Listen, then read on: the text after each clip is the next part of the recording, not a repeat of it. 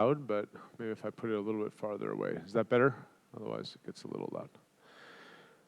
Okay, so today we're going to continue developing concepts as well as trying to translate some of those concepts into tools. And I'm going to split up my lecture today really as a continuity from what I began on Monday, continuing to explain some of the core mathematical ideas underlying what epidemics can do in theory, but also when we kind of go beyond classic theory to what we might expect. And then I'm going to use the second part of the lecture to give you a sense of what it is that people like me and my team and collaborators actually do in times of a pandemic in response. And then there's some value, an important value of doing theory, but there's also an important value of taking some actions. And sometimes these ideas become the inspiration for action taking, but that leads to its own set of consequences and challenges. So keep in mind, I'm going to try to give you some of the motivation of why we took certain things, and then I'll give you more of applied case studies. Tomorrow, I am going to do a technical lecture trying to, especially for the physicists in the audience, give you a sense of how it is that we can begin to formulate models that really go beyond these SIR models, but in a way that still have some tractability. We can learn things from doing the analysis, whereas I recognize that a lot of what you've seen is going to be this concept, then there seems to be a complicated computational model that gives results, right? Which is also why we're doing some of these hands-on work, that you can see how you can build intuition, but it's not as easy in a lecture format to build all that intuition up, okay? So keep that in mind. That's what I'll try to get through today. And now, of course, it doesn't know that I want to click buttons. And now it remembers that I'm giving a presentation. So on Monday, I got through 2 of the 3 sections. So I'm going to continue with section 3. And I've added some components. Is now that I'm not rushing, I have this full hour and a half, I'm going to try to explain a few more principles that I think are relevant, as you can see, one of the themes here throughout has been this link between epidemics and behavior. So I want to try to make that explicit first. And then, as I said, I'll get into ways in which we try to influence behavior in practice in the second part. Okay, so what does it take to build model-driven tools to respond and prevent to future pandemics? And as I already mentioned on Monday, epidemic models were used from the start, and that's both good and bad news, right? It's important to realize that there is an opportunity to make a difference, but some of these early models were far too optimistic about the potential end of a pandemic and continued to be overly optimistic for reasons that I explained, that they weren't building in this notion that maybe we have to consider mechanistically the ways that susceptible individuals become infectious and then recovered. And in the absence of that information, can overestimate both in terms of the time at which a pandemic might end, but their confidence in when that prediction might happen. And part of that is that they use some curve fitting procedure, but it also could be, that conceptually they had an idea that somehow susceptibles were being depleted, and the way that epidemics go up and down, that these infectious curves go up and down, is through susceptible depletion. So if you see something go up and down, maybe that means that somehow susceptibles are in fact being depleted, and that even if this curve fitting isn't quite right, that the process underlying it is correct. In fact, that's not what happened. I already showed you this as well, just trying to refresh your memory, that we saw up and down curves, and this happened in many places, where there were episodic peaks, and it wasn't just as if we saw a single epidemic curve go up and down and then everything came to an end. Okay. In terms of trying to make predictions about final sizes, and I'll just walk you through this again through the procedures. If one is trying in theory from these epidemic models, if there really were a single epidemic curve that went up and down, you can take the ratio of these 2 derivatives, the I dot versus S dot, and mathematically it's this very nice formula in which you can see that all these i's cancel, you separate, integrate, and you get this relationship that should hold throughout the epidemic. Okay? And it's not that intuitive, though the answers do become intuitive later on. So I is minus S plus basically 1 over R naught log of S plus some integration constant. At the beginning of the epidemic, S is basically 1 in terms of fractions. So this goes away. And I is basically 0. So C becomes 1. So you know the integration constant from the beginning. And now you're trying to figure out the end of the epidemic, how many susceptible peoples might be left. And at the end of the epidemic, again, I is 0 because there are no more infectious individuals. So therefore, we have two S's, S infinity and log of S infinity. And you can see that if we just move to this over to the other side, we get S infinity minus 1. We pop out the R naught, which is how we get this left side, and we get this transcendental relationship, which you can calculate. Here, as a function of R naught, the critical size is 1. We have this herd immunity threshold, which is just 1 over R naught, because at that point, if you recall, the speed or the rate of accumulation of new infections is the difference between new infections minus recovery, which is based essentially this R naught times S over N minus 1. So when the fraction becomes 1 over R naught, we don't continue to increase in number. And as what you can see here is here's the herd immunity threshold, and this outbreak size should always be greater. So again, these models that implicitly we're thinking, whether it's through the curve fit or trying to fit epidemic models, there really is this way that if it's a single epidemic and people don't change their behavior, that rapidly you get susceptible depletion and things should come to the end. Okay. But that's not quite what necessarily has to happen for multiple reasons, and I'm trying to unpack some of those reasons next. Okay. One of the key reasons that not everyone does the same thing, and this was alluded to in multiple talks earlier in the week. So there's heterogeneity. And if there's heterogeneity, there can be heterogeneity in multiple senses. Who people interact with, this paper by Prem, which is continually being referenced this week, which we've put on to the Dropbox link. It also, because people could have different vulnerabilities to infection, or even likelihood or proclivity to infect other people. And sometimes those are the same things, the susceptibility and infectiousness.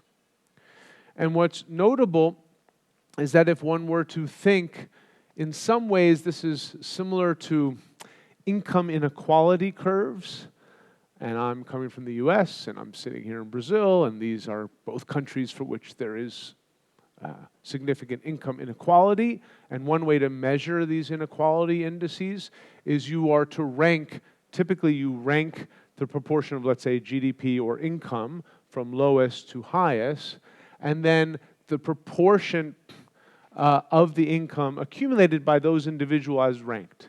And if things were equal, you would have a line, and if a few number of people accumulate most of the wealth, it goes up very quickly, right? And you get these curves that go up and are far from 1. You can apply the same idea to infectiousness. You rank the proportion of infectious cases here, and the expected proportion of transmission is on the y-axis. So if a small proportion of individuals, let's say 20%, are responsible for 80% of the transmission, you see how these lines go well above this one-to-one line. And that's often what you hear, this 80-20 rule. 80% of the transmission caused by 20% of the individuals. Now, should we go blame those 20% of individuals? No, and it's actually quite important to think in different cases the difference between super spreading, a verb, versus super spreaders, a plural noun, in the sense that it could be circumstances that mean that people have the same viral load and are maybe more or less doing the same thing, but for whatever reason, their circumstances, because, for example, they're in a work situation which they can't avoid, or working in a meatpacking facility in which it's low humidity, very cold, and people are very close together for long periods of time, you have an outbreak. It wasn't necessarily that individual, but someone else who was basically wearing the mask almost in the same way, but just could work from home, is not going to super spread, right? So there are often contexts that can lead to different behaviors. Now, there are other sorts of diseases for which super spreading can be a thing. For example, sexually transmitted disease, if someone has many more sexual partners than someone else, that can lead, obviously, to significant differences. SARS is interesting. Let me just finish the thought, because already this is before SARS-CoV-2. Notice the date 2005.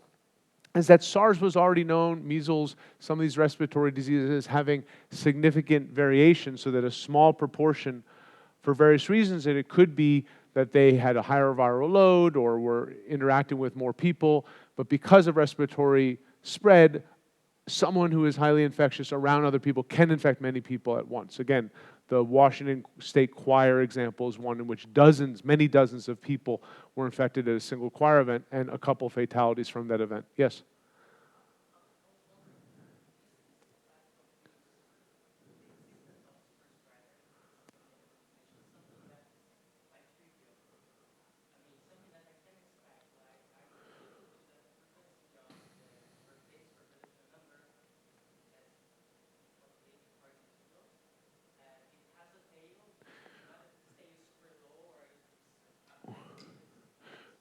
So the question is, should we expect some degree of super spreading no matter what? Almost trivially, I think is what. So imagine that we have all individuals are homogeneous in their rate, and they transmit at a certain rate and are infectious for the same rate.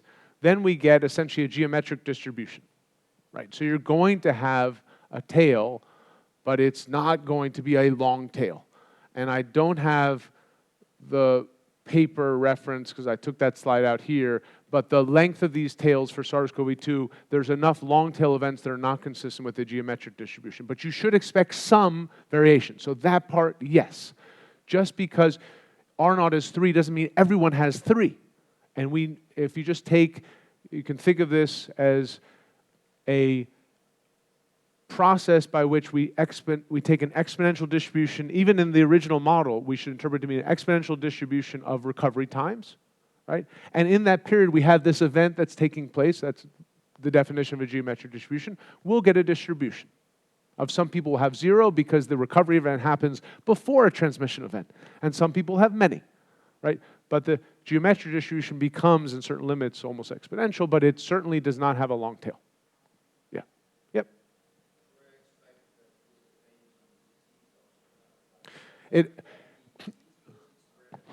Well, I mean, a very deadly disease does spread. We can look at Ebola virus disease as an example. And there are even exceptions. So, and this is tricky, it really has to do with the notion of pre-symptomatic and symptomatic. And we also have to be careful of, when you say deadly disease, I assume you mean acute and deadly disease. HIV/AIDS in the absence of treatment eventually causes fatalities, but not immediately, and people can infect many people, right, until it's diagnosed. Ebola, not necessarily, because there's a long period of time which for certain sexually transmitted diseases there aren't recognizable symptoms, and if people don't take precautions, then you can infect many people.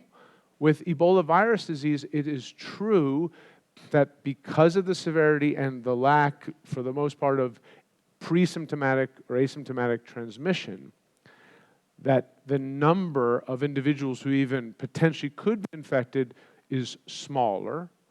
However, because of the potential for post-death transmission of Ebola virus disease, there were multiple cases of super spreading events associated with funerals. And again, that's not necessarily, this is why a whole safe burial campaign took place.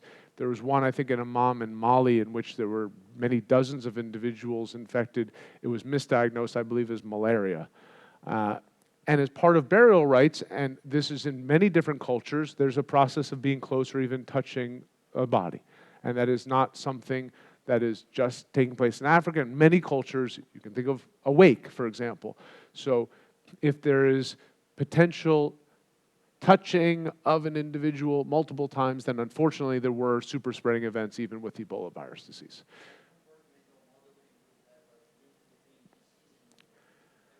So, unfortunately, one of the things that I, along with others and other groups, did was actually build a post-death transmission phase prior to burial, and explained why that could actually change the degree, the level of R0, because you actually have a longer period of infection. It extends beyond fatality. Unfortunately, it's real. So this is why there was a lot of investment, not just in Ebola treatment units, but also in safe burial campaigns. We can talk about it later. It's not quite on today's topic. So that's one way in which there can be heterogeneity. Another way is which there can be a combination of activity, people interact with people of similar ages, and you see this contact matrix here. It's maybe hard to see, again, like going back to that question, there are all these digits. These are not significant digits. We're not measuring the muon, right? So here, they just happen to have a lot of digits, but they're not all significant. The point you should take away is that the numbers along the diagonal are bigger than the numbers on the off diagonal for the most part, which means that individuals of a certain age tend to interact with individuals of a certain age. There's also, sort of a generational effect, children with people of parents' age and so on. If you have this kind of interaction matrix, and on top of that you have different levels of activity, what that can mean is that in practice, when an infection starts to spread in a population, groups that are interacting more and therefore more likely to spread get infected sooner. And because they're infected sooner, you don't just deplete susceptibles, you deplete those individuals who are most likely to spread to others.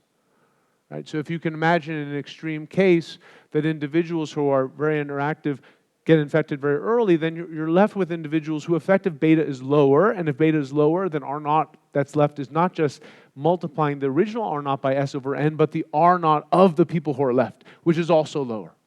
Giving you a taste. I will really formally do this on Thursday.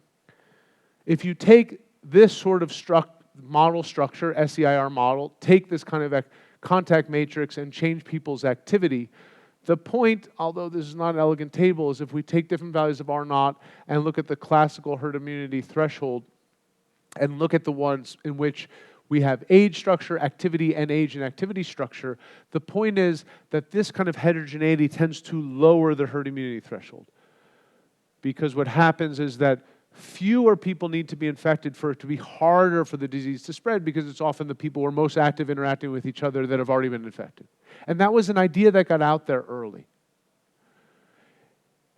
In fact, you can take these models, again for better or for worse, and fit data sets, and here 4 countries, Belgium, England, Portugal, Spain. And what you can see is that here are these estimates of R naught, which are quite high, but they have coefficients of variation having to do with heterogeneity, and the model details aren't as important. But you can see the estimates here are herd immunity thresholds of 5% or 10% or 20%. If that were true, that again points to the fact that maybe in a heterogeneous society, only a small fraction of individuals need to have been infected for the susceptibles to be depleted and susceptibility to drop down so that the disease will go away. The problem with that is that you can have reintroductions and people change their behavior, right? And so this is also problematic because although it's more sophisticated and in some fundamental sense correct about the impact of heterogeneity, it makes an overconfident conclusion that, again, that this herd immunity threshold is going to be reached despite the fact that this was an emerging infectious disease where basically everyone was immunologically naive. Okay. So on the one hand, we have these final size predictions which are mathematically elegant, but they're wrong in practice, right? But just because there's heterogeneity doesn't mean we're going to all of a sudden drop down from 90% down to 5%, right? Some very high number down to a very low number, right? And then optimistically, we're going to think we can the public hears 5% and say, well, we already have had that many infected. We can go back to business as normal. Okay. So what can we learn about heterogeneity? And this is a taste of what I'm going to try to work through on Thursday. And it's the other issue with some of these computational models. I've shown you that picture, but it's a little hard to get your intuition there. So I'm going to structure this in a certain way, and I'll revisit this at length on Thursday, knowing that this, all models are wrong, but some are useful. I think this is a useful model to explain how heterogeneity impacts disease dynamics in multiple ways. So what I'm going to do here is propose that we think about susceptible individuals and structure them. So it's not just that someone is susceptible, but they have some susceptibility to infection. And this could be because of their age, what they do, how often they interact with other people. And I'm going to call this susceptibility epsilon. And I'm going to structure the population value of epsilon such that if we were to integrate S of epsilon, delta epsilon, we'd get the total number of susceptible individuals. And if we think about that as the population, that would be n, in terms of the fraction would be 1. And depending upon the susceptibility, this is a classic SIR-like model, except for the fact that I'm going to assume that the likelihood of being infected is scaled by epsilon. Okay? So if epsilon 0, this person's just not going out, they're always wearing a mask, they're just not going to be infected, and epsilon 1 is the unscaled value, and above epsilon 1 is more likely to be infected than average at the beginning, and epsilon less than 1 is less likely to be infected. Now, would a real distribution look like this? Probably not, right? But I'm going to use it as an example to make a point, and it applies to other kinds of distributions.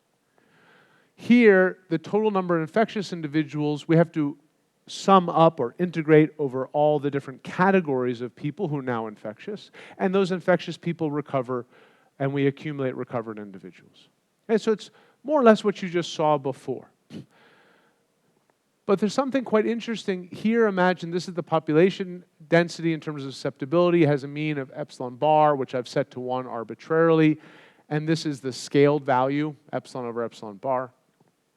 And so my question is, what is the value of epsilon? In other words, what's the typical susceptibility of the next person to be infected?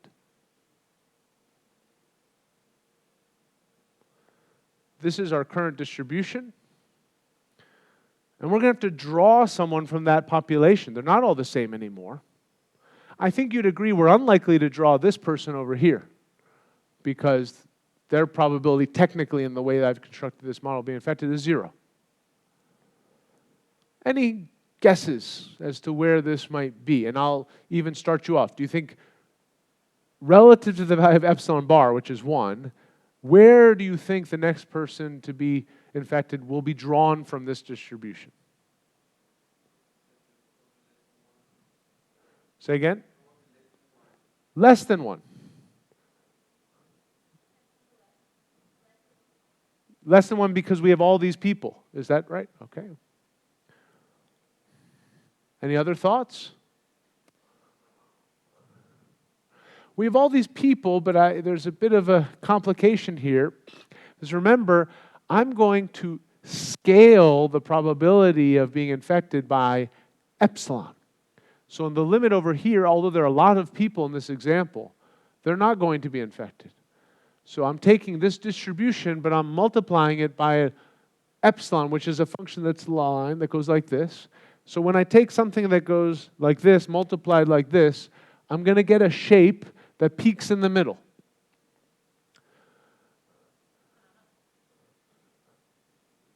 And if you were then to take this draw probability, which scales like epsilon times this exponential distribution, and I will work through this more on Thursday, and you were to say, what is the average epsilon that I'm going to draw next time, it would be twice the mean, not less than the mean. People who are more likely to be infected will be infected next, and if it's twice the mean, what happens to the shape of this distribution? Which way is it going to move in some sense? Which way is the mean going to go?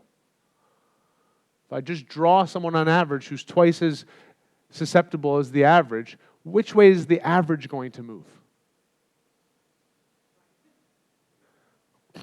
It's got to go this way, left. Not right, left. Izquierda. I don't know how to say that in... Yeah, izquierda. Why? Because if this is the mean I'm drawing from that side of the distribution, right, then the mean by definition is going to go down. Right? This is the core idea. I'm going to work through the math on Thursday. The core idea of why those heterogeneity models kept predicting herd immunity threshold should be lower, because you're going to keep moving the susceptibility down. At some point, all you're going to be left are people who are unlikely to be infected, even though there are a lot of susceptible people around. Okay. So, heterogeneity implies there's some variation in susceptibility. It also implies you tend to draw people with higher susceptibility, which means you deplete not just susceptibles, but susceptibility. Okay? And if you do those things, I will show you on Thursday that instead of getting, on average, a overall infection rate that tends to look like beta IS, you get an entirely different model, beta IS squared. Okay? Now, it's a bit of a trick as to why it's beta IS squared, and the exponent doesn't matter. It has all to do with the shape of my choice of the original distribution. But the intuition that this nonlinearity could actually be different is based upon the presence of heterogeneity. And I will explain that on Thursday. I think it's worth a longer explanation. It's at the core of what is going on behind a lot of these other computational models. This is another example in which I start with an initial distribution, and if I apply the process I just showed you, you end up sculpting the population density, so over time you get this exponential shape that's moving to the left. Right? And as you can see, even though there are many susceptible people around, there don't tend to be very likely to get the disease, and the disease stops earlier. But again, the caveat there is people don't change behavior, which they might, restoring some of that susceptibility. Okay. So this is just some intuition, because I think you need to hear it at least twice to get this. So this is my short version, which you can then ponder over the next 24 hours. And tomorrow I'll reinforce it. It's sort of like learning a language. You're supposed to reinforce the idea multiple times. So I'm going to try to reinforce it tomorrow, and we'll see how much that sinks in. The cool and unusual thing is it changes the nonlinearity of these epidemic models. In many ways, which is a topic for another day, the SIR model is really extremal and extremely wrong. And I mean that in a kind of technical sense, not extreme, and I'm sorry, I'm trying to pronounce two different words, extremal versus extremely. Does people understand the difference between the two? Meaning that we're assuming that by assuming everyone is the same, we've captured a good average, but actually we've captured something that's on an extremal limit of what models could be. If we include any kind of variation, we move very quickly away.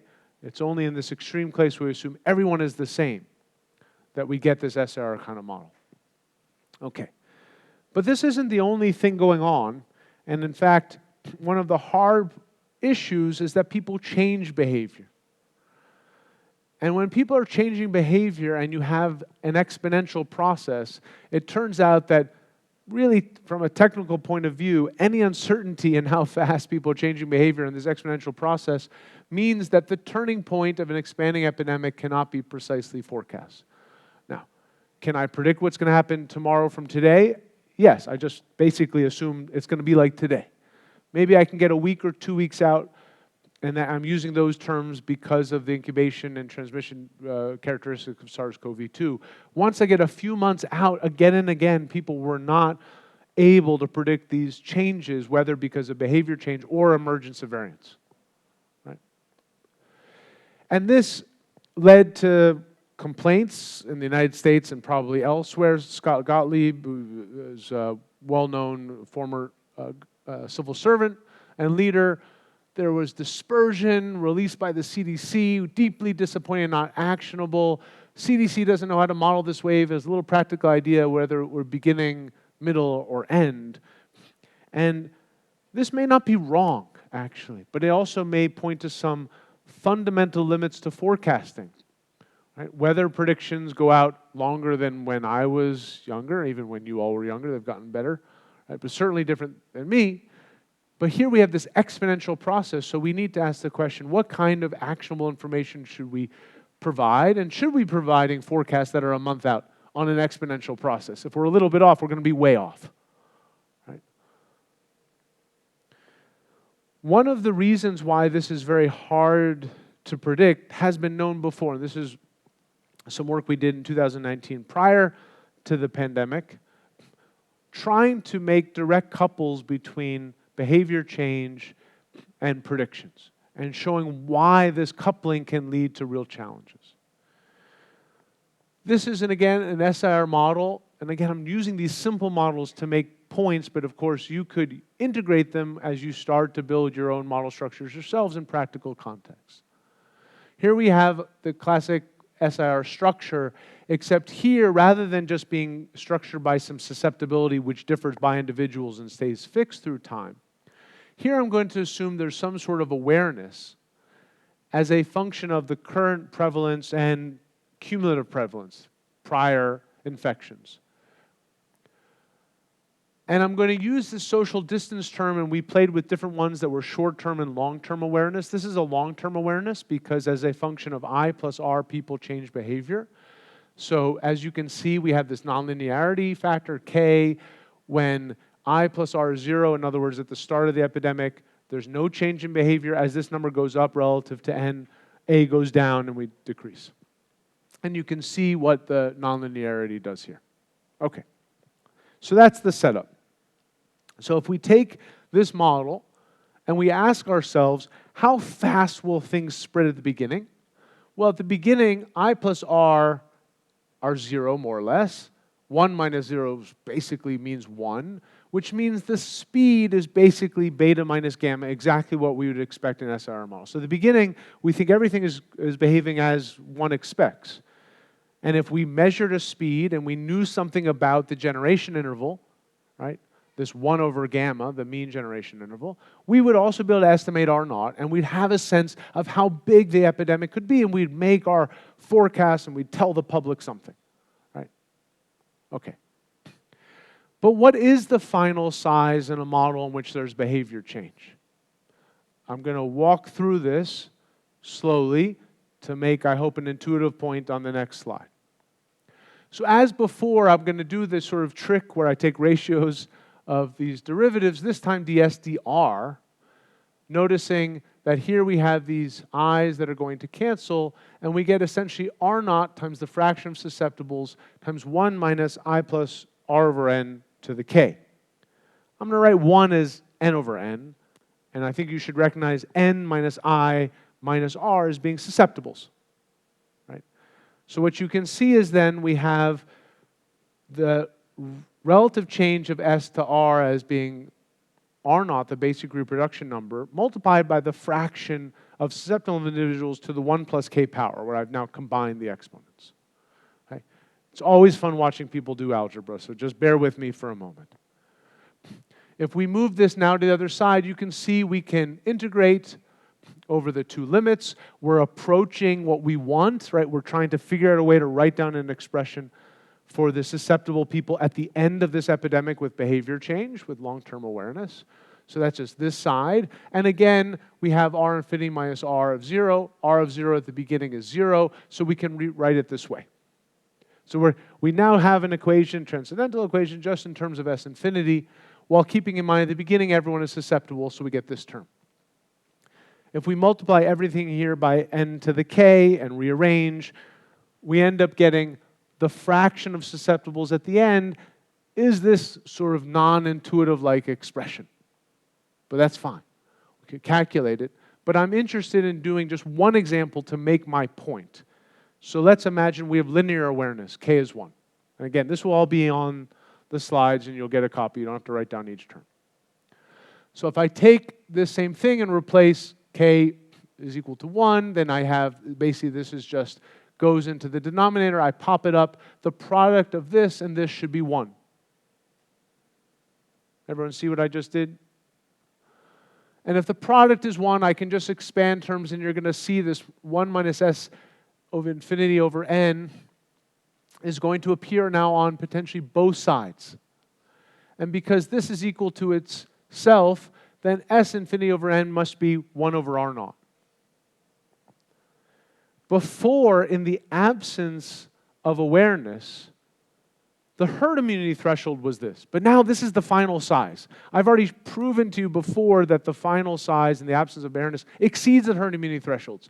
So this is why I tried to do all this. I'm just making the point that with awareness, the final size of the herd immunity threshold in this linear awareness case.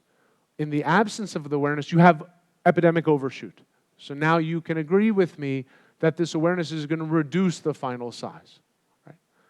And it'll reduce it by quite a lot when R0 is close to 1, by just a little bit when R0 is quite big, because those two values, the herd immunity threshold, final size, approach each other in a model without awareness when R0 gets large.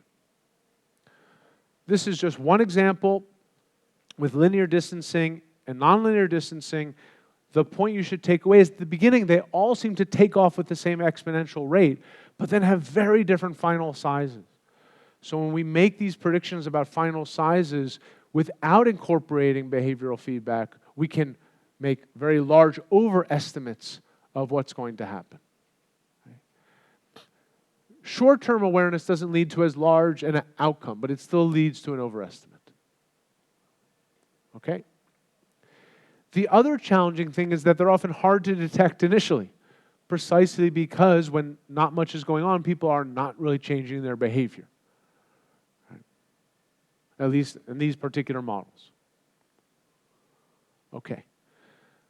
The other thing, and I think this was eventually put into practice, is that if you are trying to learn about what people are doing, it actually is possible to do so. This is a Kalman filtering method in which we're basically updating our forecast in this synthetic outbreak. So pre-pandemic, we were trying to make the point that if this is what were really happening, and you tried to learn about what was going on, but you didn't think behavior was an issue, this is what really happens with behavior. This is what the model says, and you never really learn. You keep over-predicting again and again and again. Whereas a model with behavior over-predicts early, but eventually starts to get more realistic about what's going to happen as it learns the fact that the behavior change is leading to a systematic decrease in beta. So this also makes the point that we should be updating our predictions, and we're not going to necessarily going to be right off the bat as models try to learn about what people are doing. Okay. This is all available in Exon et al. 2019. Again, it'll be on the slides when I post them. So we had this in mind when we started to see some of these first peaks and troughs. And our interpretation was that these were not susceptible depletion, meaning we had not had this 100-to-1 miss of cases such that in that kind of Santa Clara serological survey that I talked about on Monday, that we were nearing the end of the epidemic. It was bad, but it was almost over. Nor did we think necessarily that susceptibility, this heterogeneity, which is real and has consequences, was going to be fixed for all time, and therefore that somehow that it was possible we're going to have this large much smaller herd immunity threshold. We took the idea that I just described to you, but modified it a little bit. So this is a model of susceptible, infectious, recovered, and here I'm going to explicitly keep track of fatalities, with the idea being similar to what Anna talked about, that people are aware of severity. It's not just cases, but severity. And you can measure severity in terms of hospitalizations. Severity could also be local, and people have different perceptions of that, right? And we take this SIR structure, but instead of having the normal beta, we're going to scale it where delta is D dot. And sorry I didn't write that explicitly on the slides. In other words, people are going to decrease interactions, the effective transmission rate will decrease as the new fatality rate exceeds some critical level.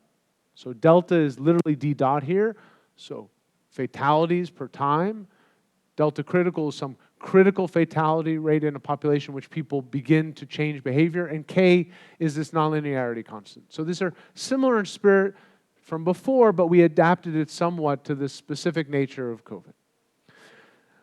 Here we have this exposed class, people become infected, a fraction recover, the large majority recover, a small fraction become hospitalized, and we are only worrying here about those hospitalizations that ultimately lead to fatalities. So we recognize that people go into the hospital and also leave the hospital, but the point here is just to introduce a delay, basically, with respect to those who are infected, exposed, and then eventually are hospitalized and die. Yes?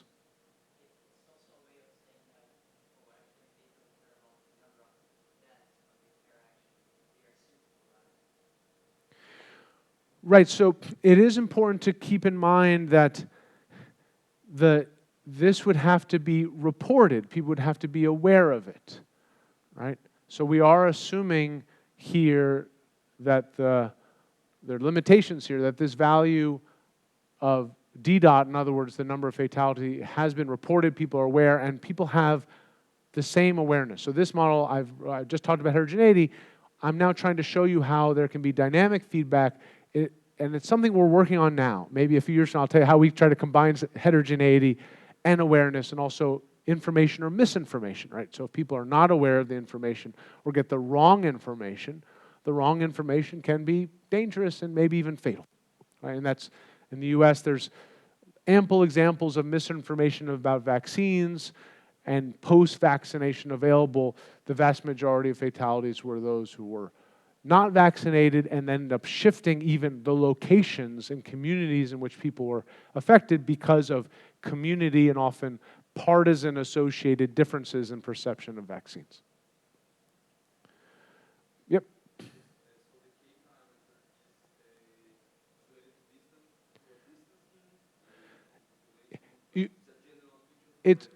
So this is, again, not heterogeneity. We're going to think of this as a nonlinear terms that's going to shape how strongly people are going to turn down their activity based on when the fatality level exceeds this critical level. And when K becomes higher, then it really is going to be more sigmoidal-like, right? Whereas it'll be softer or smoother, sort of a hill function way of modulating things. Okay? Okay, so what happens when we take this model and have, and again here I wrote D dot over D dot C, sorry for changing notation. It's again just this is about the critical levels of fatalities. What you can see is that if we set this awareness level at about, in a population of 10 million, to be about 75 deaths per day, and this was chosen in part, I was living in a state of about 10 million people, that's a city of about New York, so choosing numbers at which, when people were saying, okay, 5 deaths or 10 deaths, but in the state of Georgia, once you get to have 100 fatalities a day, people are starting to notice this is a major outbreak with severe consequences. Depending upon where you set this value, whether in terms of short or long-term awareness, you can get things that go from oscillatory to permanently changing behavior with long-term awareness, so that there's just this one outbreak and it doesn't recur. Okay. But in terms of the short-term awareness model, what do we expect to have happen? Here's the model that I just showed you. Again, delta is D dot. Can there be a peak in infections even though there are many susceptible people left? With behavior change, the answer is yes. That these early peaks have to do not with the fact that there's no one left to infect, but that people have changed their behavior fundamentally. And you can see it in this model by noticing that we can have a balance, if I look at E dot, what I will call a quasi-stationary state, when the new infections balance more or less recovery, noticing that I'm going to assume that E dot is approximately 0, I dot approximately 0, which implies that recovery balances new infections.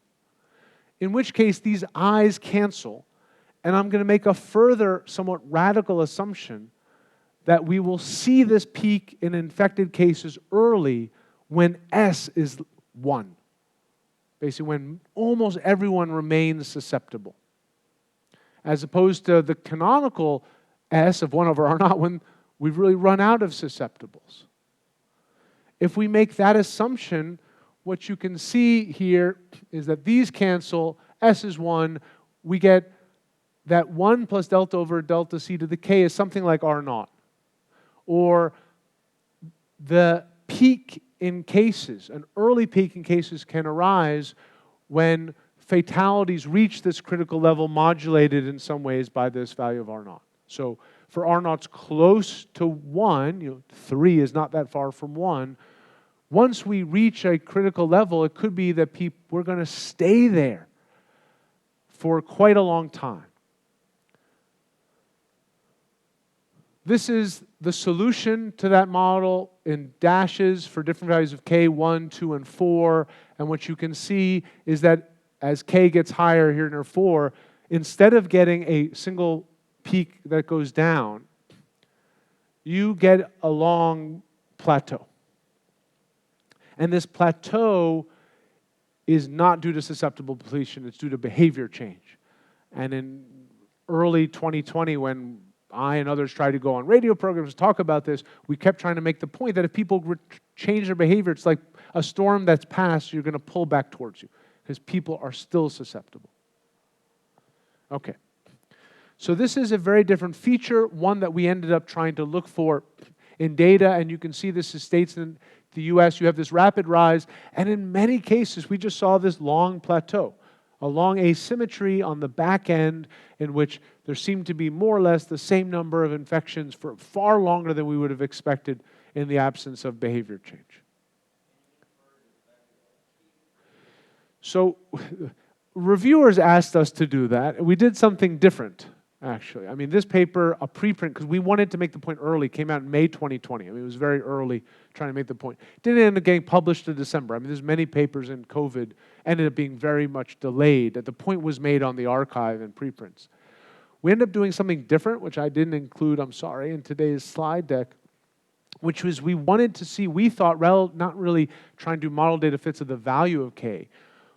Our point was that if we looked at the number of fatalities, actually, no, I'm doing this wrong. If we looked at, let me see if I get it right. Let me make sure I want to just remember it in my mind. If we look at, let me put it this way, some index of behavior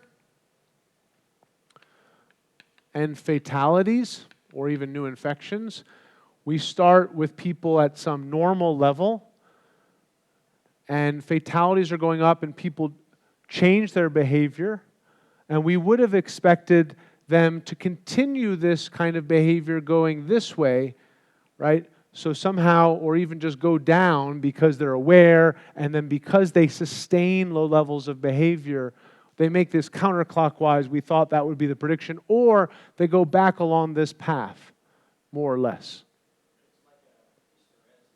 Correct, but what happened, this is what the model said it should do something like this, and we looked at all of these fatality curves and mobility curves, and the US at least, there were 2 states that did this, Washington and New York, that more or less looked like what the model said, that people decrease mobility once as the fatalities increased, and only when the fatalities decreased did they start to increase their behavior, right? So if I kind of go like this, it means you change things. When fatalities go down, okay, I think things are better and I restore.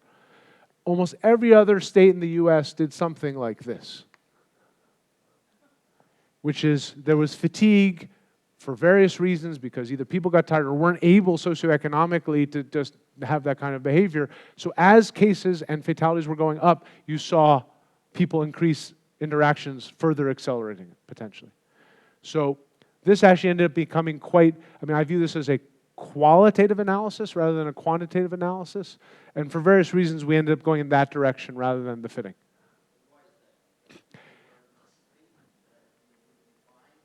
So I have a slide here about fatigue, and I think that's not just $1 million, maybe billion or $1 trillion question, right? So it's a hard question. I don't have a full answer to it, but we did report the fact that the model says this is what we might have expected. A few examples, yes, but there was this other kind of dynamic, and if we build in fatigue, you can get things like this. So our speculation that people were at some point not able to sustain the low mobility, and certain kinds of fatigue can get you this sort of clockwise rather than counterclockwise signal on this plane. We can talk afterward. I have some more things to get through, so let me keep going.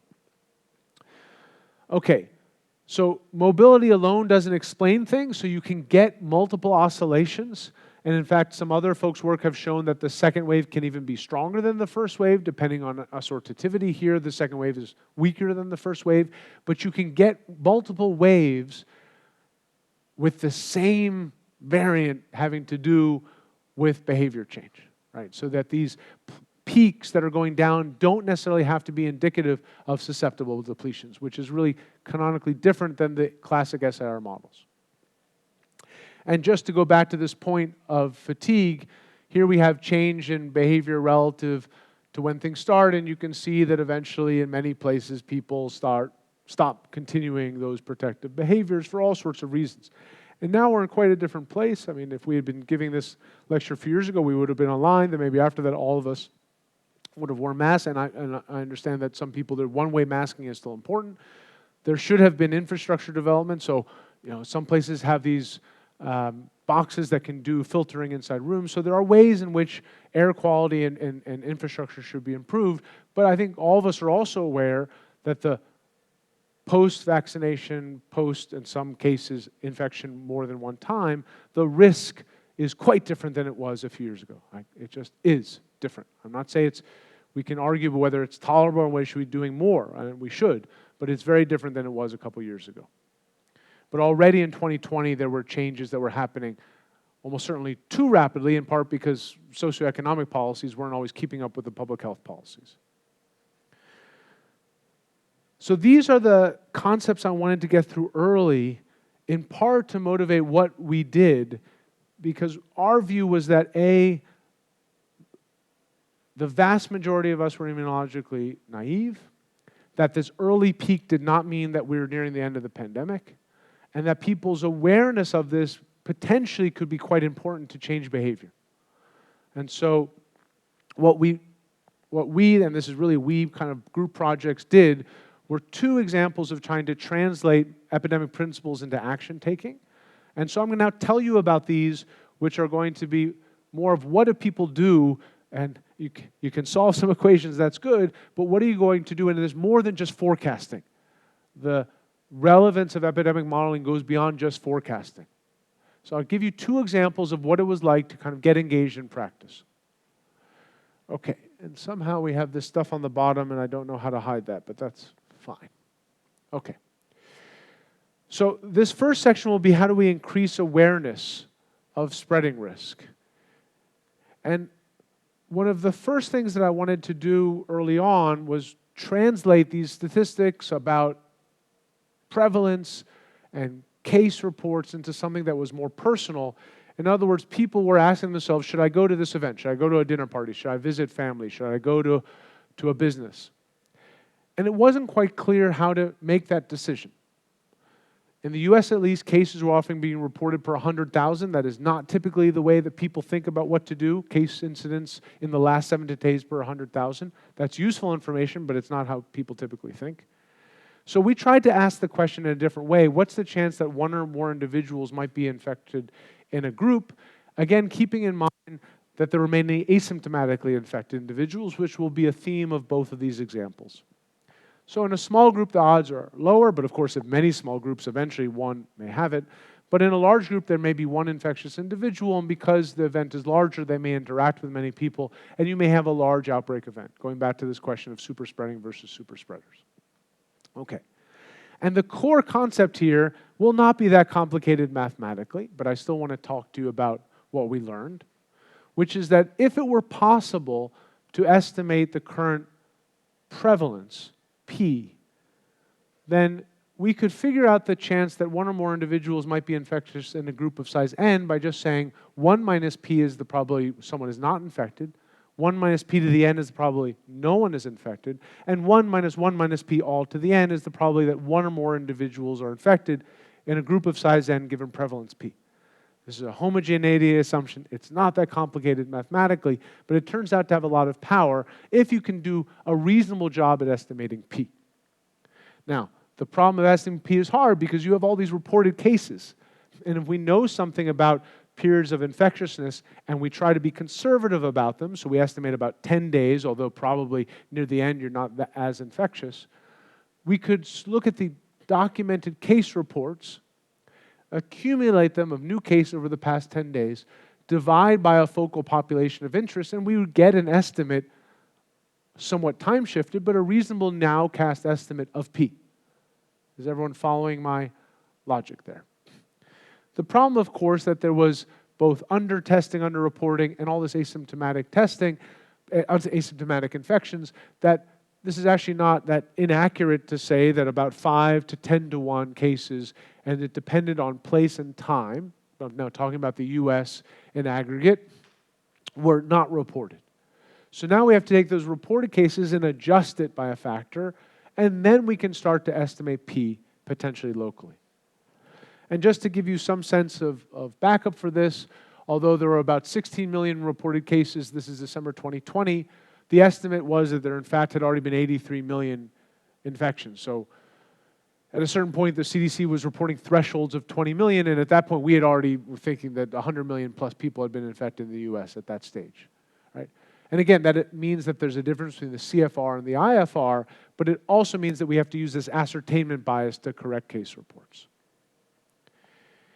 And one way to do this is what I did. This is March 2020, back when Twitter was called Twitter and not whatever it's called now, and when I used to use it. I had been asked by a friend whether they should go to a soccer game in Atlanta. This is early stage of the pandemic in the US. And I tried to do a back-of-the-envelope calculation, and this is a theorist's view of what is a good way to communicate, but it ended up reaching a lot of people. I labeled my x-axis, the log-scaled x-axis, adding words: dinner party, wedding reception, small concert, hockey match, March Madness, this basketball thing. The active circulating infections in the US, and I had a couple scenarios, right, log-scaled. And this line across just at these blue points tells you the chance that one or more individuals might be infected in events of this size, given this many infections. And this is a terrible assumption about lumping all of the US together, but it still gives you an idea. And obviously, unsurprisingly, when you have big events, many people infected, the chances are that someone in that crowd may be infected. And this is the 1% chance line here. And the point I was trying to make is that already medium-sized events, given our uncertainty in the number of circulating cases, could lead to the fact that someone in that crowd might be infected. We didn't know who they were. Many asymptomatic cases could lead to explosive spread. Okay, so that was the idea. And again, I don't have that popular a Twitter following, but this one reached many hundreds of thousands of people and started to go outside my own sphere in many ways. And so we're trying to figure out ways to scale this up. And I reached out to a GIS expert, and we ended up having a large group that sustained this for a multi-year period. We finally turned the lights off on it in early 2023. So this ended up being almost a 3-year project in response. And we developed, which I will show you, an interactive map that got updated twice a day, every day for almost 3 years, that ended up having more than 16 million visitors in peak periods and tense periods, sometimes 500,000 visitors in particular days where there was a lot of interest, Thanksgiving, Christmas, things like that, and also spread globally. And it looks like now my computer wants me to update Java, which I don't want to do right now. And I'll explain more or less how this works. It takes the idea that I just showed you of this 1 minus 1 minus p to the n, but applies it locally. So in the US and also obviously in Brazil, Mexico, where there's a lot of subnational reporting. If you take subnational case data and adjust it by this ascertainment bias and you know something about populations, you get a localized estimate, and now it's an estimate, of what the probability of someone, the prevalence is at a given moment, which you can then allow individuals to modulate their event sizes interactively and produce this heat map which says the probability, which we call this risk level, that one or more individuals may be infected at a group of that size.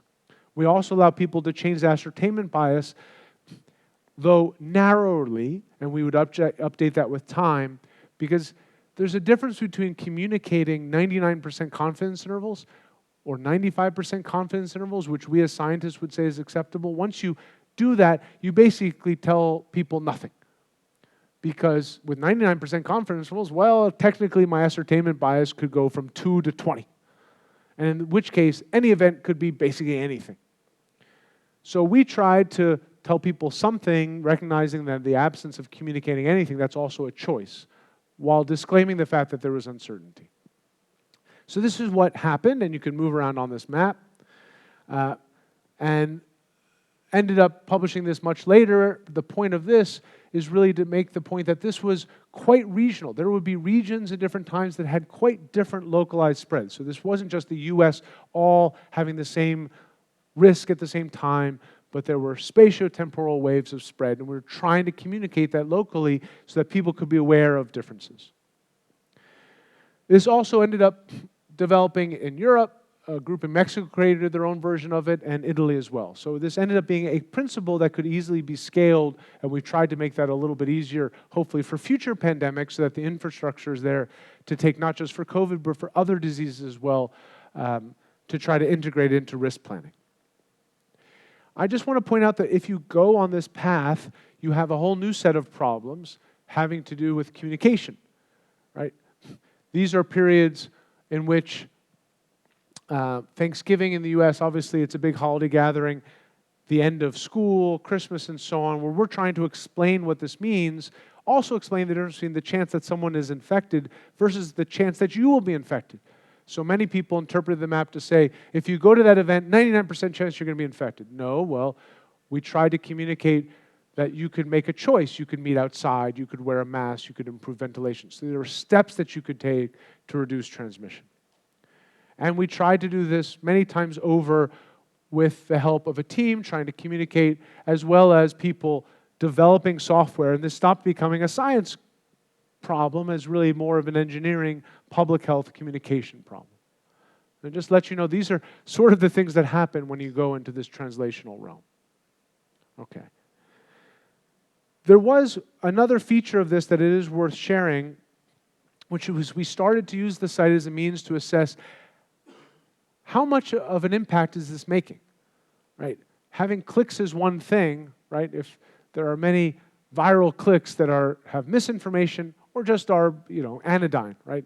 A pop star doing something gets a lot of clicks, right? So we tried to figure out and measure the impact by teaming up with a group of cognitive neuroscientists at Duke University, Ali Sinclair, Greg Semenez-Larkin, Allison Adcock, and others, Morgan Taylor and others, by designing questionnaires that involve scenarios. So it turns out in the cognitive neuroscientist literature, if you get people to imagine an event before they do it, you're more likely to get them potentially to change behavior.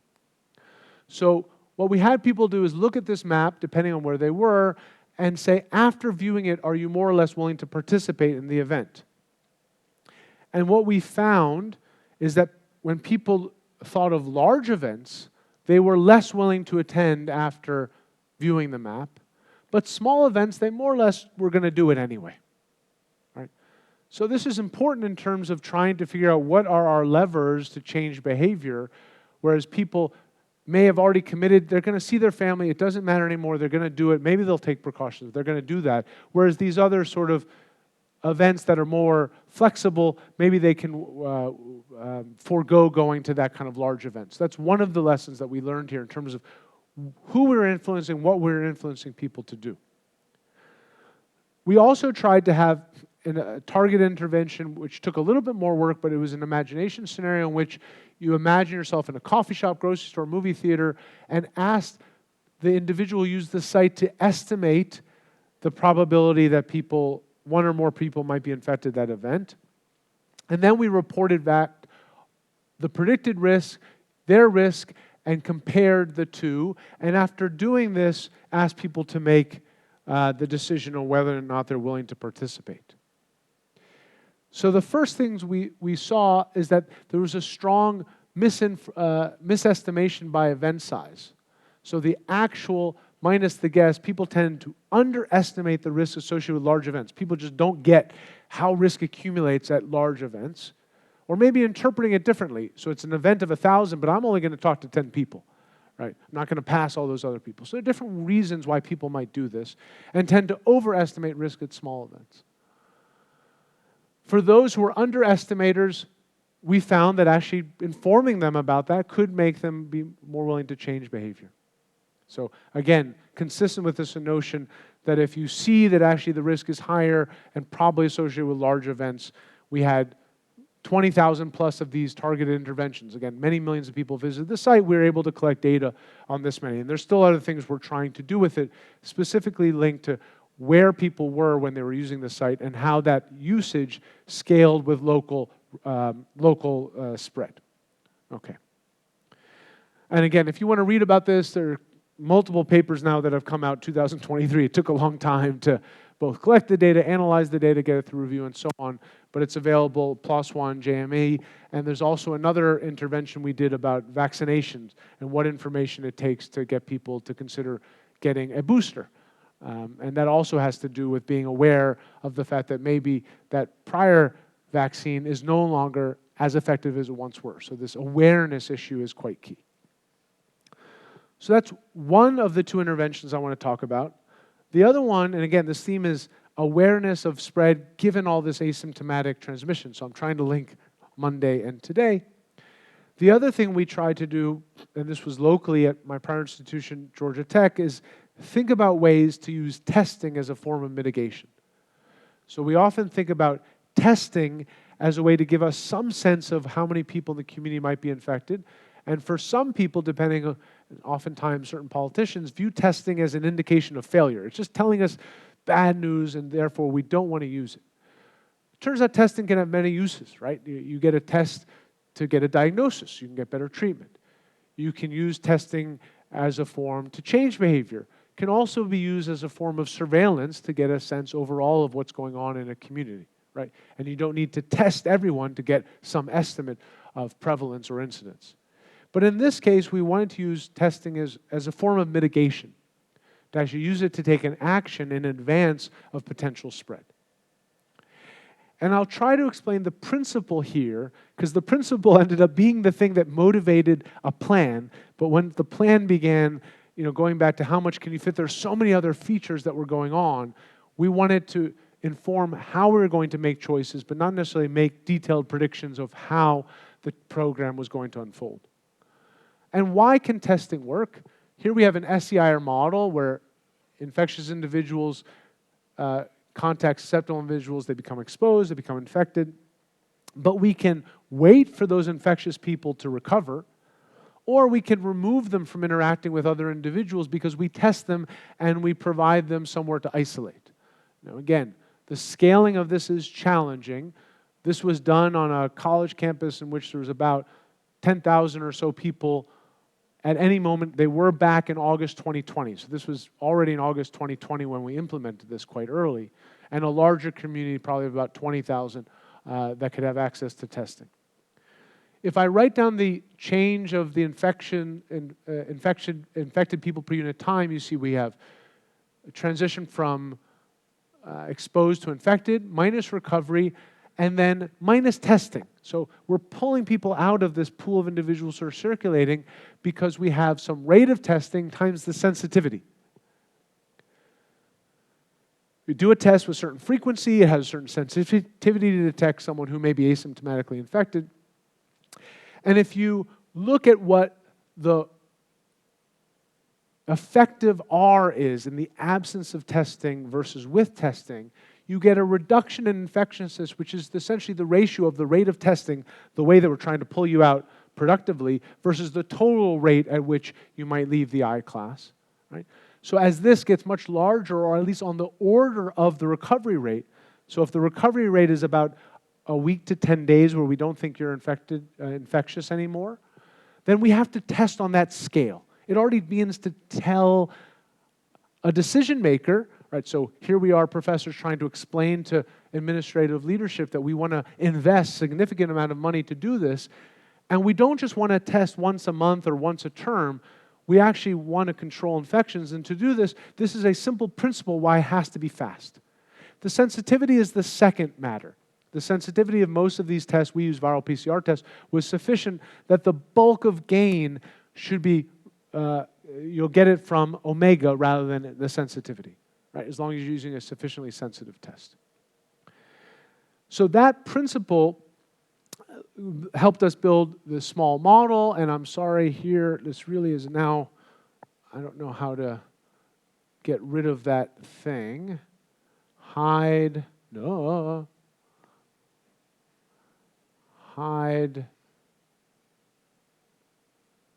Uh-oh, I don't know what I did. Standard? Somehow it got smaller. That's no good.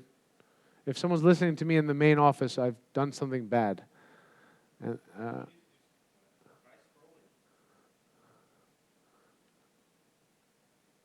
there we go. What? There, I see the button there. Okay, I will. That's what happened. Okay. How about that? I can see the bottom of the screen now. Good. I'm not going to mess it again. So if we take this model and simulate it with baseline values of R0, remember, we think R0 is about 3 people change behavior. We also wanted to do mask wearing, and there was some online teaching, but people were still living in the dorms. These are contours of what would happen in a community of size 15,000 in terms of total cases, depending on frequency of testing. And you can see that these things go sharply up. So at some point, it doesn't matter if you're too slow, testing stop makes a difference. That's what these lines mean. And you get this synergistic effect. We thought we could keep things about 1.5 or so. If we test frequently, we can get into hundreds rather than many thousands of cases. Right? So that was the idea. This is 75, 90% sensitivity. The big effect is speed, and also this includes entry testing. So when people arrive, we want to test them before we have all the students mixing together. So that's the idea. We had some other issues, and just to point out to you, if you want to get into this space, whether it's physicists or public health people, then it's not just about your mathematical model or your physical principle anymore. We had to work collectively to lobby, essentially, the state through some advocacy to make it mandatory.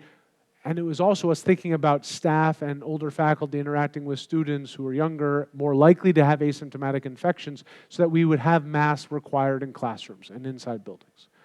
So at first, there was pressure put on, and then we won. Eventually, later, the governor made it impossible to impose a mask mandate, but at that time, he hadn't done that yet, so we were able, at least for this semester, to pull this off. So we had to wear masks indoors, so there were some effects. It's not just testing. It was a combination of features. And the idea here is that you were trying to reduce R0 in many ways, masking, online instruction, outdoor events, and ventilation, and also testing at scale. And it's really the speed that matters. And Michael Mina has a beautiful paper trying to advocate for the speed, especially antigen testing. We use viral PCR for many reasons, but also advocating for it as that became available. Okay, how did this actually work? It turns out you would go to this testing station, and I did this many times. This was a saliva-based test rather than sort of taking a swab into your nose. You essentially you became a laboratory technician for a minute or so, and you donated the sample, non-invasive, literally took a few minutes, and it took a large team of people doing logistics to make this possible, and you get the results the next day. Again, in the model, it assumes the results are instantaneous. Delays, which I won't explain now, lead to problems with the efficacy. So we needed to make sure that results return quickly. The other question is, how much should we test? We were trying to identify outbreaks, because these outbreaks were often localized. And I'm just trying to give you an example of let's say a dorm or what's called a Greek house in America. I don't know if you know what these are, fraternity or sorority houses. They're places where people live on a college campus, generally same-sex, some are co-ed. It's like a cruise ship on land in terms of transmissibility. So once it gets into one of those Greek houses, it's not designed. It's communal eating and living spaces, so many people can get infected. We were worried that it would get into these fraternity sorority houses. We wanted to detect things early. So imagine you have 100 people, 15 people are infected. Here, 4 out of the 100. How many do we have to test before we detect an anomaly? 3 or more people infected, right? If you find one person, it could be, well, maybe it was just from the community. We don't think it's local spread. So it turns out that when you have a large outbreak, you don't have to test that many people to find that something bad is happening. But you could have the incipient outbreak that's going to become this, and if you test a small number of people, you find one, you think, well, maybe that's just a community case. So if we want to be very confident that we are going to find outbreaks early rather than later, here's the actual cases 4 versus 15, to detect this anomaly most of the time, we have to basically test everyone. So the other point we tried to make is that we tried to get 100% adoption rate. We were working again in a state where by law we could not make it required. We could only make it voluntary, so we had to operate under that constraint, trying to incentivize and explain to people why they should test rather than having it be imposed like in some other campuses in the United States. Okay? It turns out that when people arrived to campus, we had an outbreak in which the percent positivity and the majority in the end of cases we discovered were through an asymptomatic testing route. These are 18 to 22-year-olds. The incidence of asymptomatic or mild infection is quite high.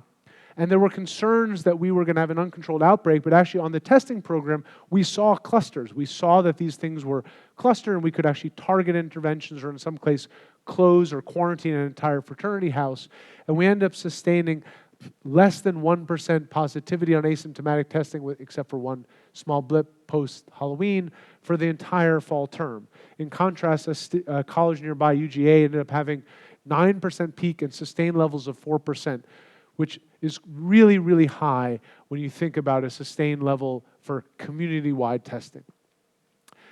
One other point, this 80-20 rule, it turns out the 80-20 rule more or less applies, that the vast majority of the transmissions were found in a smaller number of dorms or fraternity houses, going back to super spreading, super spreaders. Maybe in some cases there were behavioral differences. The reality is that if by chance one person gets infected in one of these circumstances, many people got infected. And we would tend to identify early warning signals quite early. So this is the spring 2021 dynamics, again, early outbreak and then sustained at low levels. The takeaway here is that if you use testing at scale, irrespective of symptoms, you have a chance to actually use it as a form of mitigation, not just a surveillance feature. And although this was done on college campuses, I actually think that in the long term, some of this for long-term care facilities, hospital settings, is going to be put into practice. We're using point-of-care testing, increasing the antigen test to try to minimize infections concurrently. So really using testing as a form of mitigation. Okay, so these are just two examples of how epidemic theory models can be put into action to serve the public good. And there's much more to do in this space. There's a lot of opportunity for people to think hard, especially when symptoms, we can't use them as our barometer for infection. It really presents significant challenges for figuring out how bad the situation is, where to target our interventions, and how to be most effective when using interventions. And I just want to wrap up this section, and tomorrow I'll add a sort of theoretical addendum to it, that there is this interdisciplinary frontier between epidemics and behavior. It's important also not just to do theory, but to try to develop public-facing instruments and interventions. And you're also going to have to, if you really invest in this space, figure out how you're going to communicate your findings in a way that are productive. And I have found that collaborating with folks from other disciplines, including cognitive neuroscience and public health, is really critical to be effective. And I'll just make one last meta point about a book that I really like, and although it's a bit dry, it's worth reading, although I'm giving away the punchline here. It's called Pasteur's Quadrant, and it's by Donald Stokes, who has a broader analysis of funding trends in the United States and how science is done. And he tries in this way to take what has previously been you can think of it conceptually as a line between basic research and fundamental research. And there's a lot of physicists here. Fundamental research. Some public health people. Basic research. And we often think about this somewhat erroneously as on a line, right? What Stokes tried to do is turn this into a plane with two different facets. Are we trying to understand things fundamentally? Yes or no? Are we trying to think about how they might be used? Yes or no? Obviously, the bottom left is not where we want to be. Neither. Bird watching. Right. And there's nothing wrong with that, but it's not necessarily scientifically what we're trying to fund. On the other hand, these other three sectors, there's a place for all of them, right? For fundamental understanding, no matter what the consequences are, applied research that you're not necessarily trying to have the deep principles, but if it works, it works, and you're trying to get things to work empirically. But there's also this Pasteur's quadrant of use-inspired basic research, where you're trying to get fundamental principles as a means to take an action. I think that's where there actually is quite a lot of excitement and need. We've tried to do it. Maybe some of you will get excited after this course to keep going along this path as well. Okay, so I think I've reached the end of an unexpected second lecture that will become one now of four, two of four this week. I am going to be talking later today about something totally different, my work on viral ecology. Now, it's not totally different. Viruses are involved, models are involved, but it'll be different examples. And tomorrow morning, I'll talk on a Blackboard chalk talk about building up models of heterogeneity and what the consequences are. It'll be a more technical lecture to make sure I communicate that. Just as a reminder, also today, we have a hands-on modeling session. So again, these next few hours, if you want to, if you haven't heard enough of me yet, you can come back. It's optional. It's an open colloquium to SAIFR, so everyone's invited. But certainly everyone in this course should be back. And for some reason here, it's listed at 3:30 as a start time. I'm not quite sure about that, just given the fact that there's a colloquium and then there's chit-chat. So I think it probably would make sense. We could start, do people want to start at 3:30 and end at 5 today? I mean, we could wrap up a little earlier. That would be the advantage. Does anyone have a problem with trying to get here at 3:30? Is there a course? No problem. Okay, so, yeah, so I'm going to keep this, but I'm going to try to wrap things up by 5 today rather than 5:30. Is that okay? So wrap up a little earlier today, but we'll start at 3:30. If for some reason the colloquium is either running late or coffee chit-chat is happening, we'll deal with it. But please try to be back here either because you're at the colloquium or because you're for the modeling session at 3:30.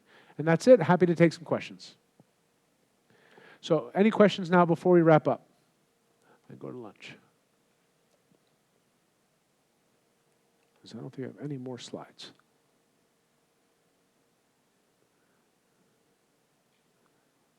Yes?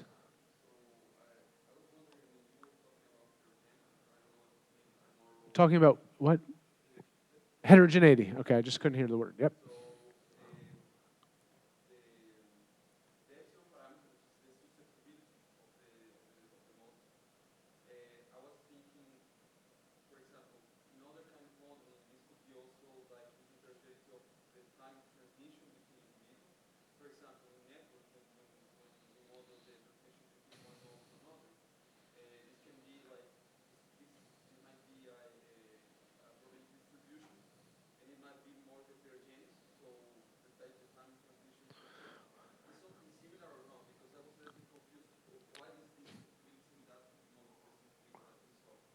Yeah, so the question has to do with how we interpret the susceptibility and ways in which it relates to other network models. Network models have different features. First of all, networks have nodes and edges and heterogeneous degree distributions. And that's often uses the same letter K, but for the degree distribution, right? So in that case, you can imagine that if I was to make the analogy, which I think is more similar, that an individual with more edges is more likely to be infected than an individual with fewer edges, right? With, of course, the challenge that, on average, your friends have more friends than you, because you probably know this friendship paradox, because you're connected to people who are connected to many people, right? So you're talking about another thing, which is on an edge, we could have edge weights that are different. In some sense, I think that the strength of that edge could be different. And that would be another way to make that kind of interpretation. In this case, epsilon is meant as, you could think of it as a modulation of the attack rate, right? And so for those individuals, they have different attack rates. You could also ask me why I didn't turn the S of epsilon into I of epsilon. We've done that, saying that people who are more likely to be infected are also more likely to infect others. It turns out the former can change the herd immunity threshold in certain ways, whereas the latter changes time. It changes kinetics, right? So I hope that's some productive, I can't give a straight answer, but this is a different type of model. It's more mesoscopic than these more microscopic network models. Any other questions? Okay. I will be around this afternoon, obviously, because I have a colloquium to give, but then this afternoon I will see you back no matter what, 3:30 for the hands-on session. We'll try to wrap up by 5 today. I think we've made enough progress, and for people who need to stick around, I can stick around a little beyond. So that's our plan. Have a good lunch. I'll see you later today.